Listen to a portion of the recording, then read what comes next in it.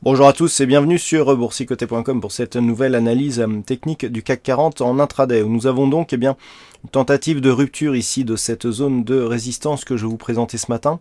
Alors on avait deux zones, on va bien le voir ici sur l'unité de temps M15.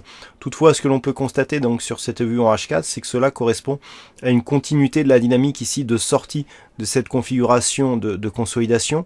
On est venu chercher ici la précédente zone de résistance, donc ça c'était lié à l'objectif chartiste. On est revenu chercher ici l'ancienne zone de résistance ici comme support, on s'est stabilisé et là on matérialise une poursuite du mouvement global. Donc la cassure ici est intéressante, il va falloir la surveiller.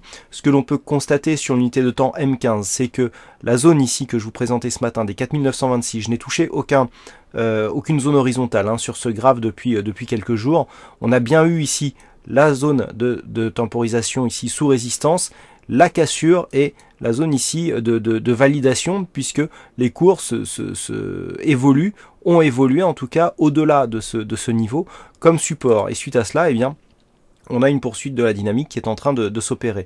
Donc on a d'ores et déjà marqué un nouveau plus haut significatif annuel.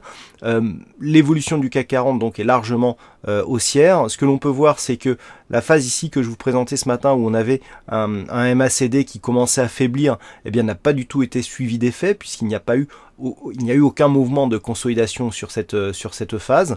Donc on a vraiment, je dirais, une force intrinsèque à ce mouvement qui peut nous porter vers de nouveaux plus hauts significatifs. Du point de vue des indicateurs, donc comme je vous l'indiquais, on a une configuration surachetée sur les oscillateurs, un MACD qui marque un affaiblissement de la dynamique mais qui ne se ressent absolument pas dans les cours.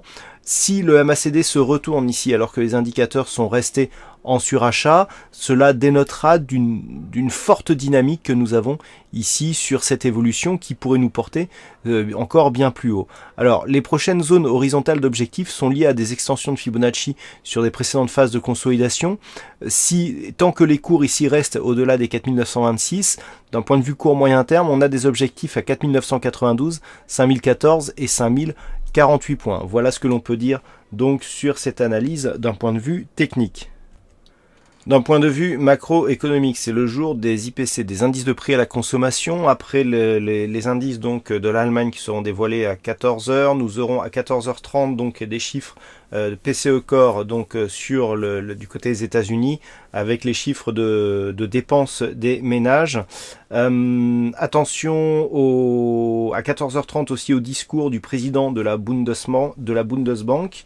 Nous aurons aussi les PMI qui seront dévoilés donc entre 15h45 et 16h, et nous aurons aussi une décision de la Banque du Canada sur ses taux d'intérêt, alors qu'à 16h30 il y aura les chiffres hebdomadaires du pétrole. Voilà, donc une après-midi riche en chiffres macroéconomiques qu'il faudra surveiller pour éventuellement alimenter la volatilité de cette séance.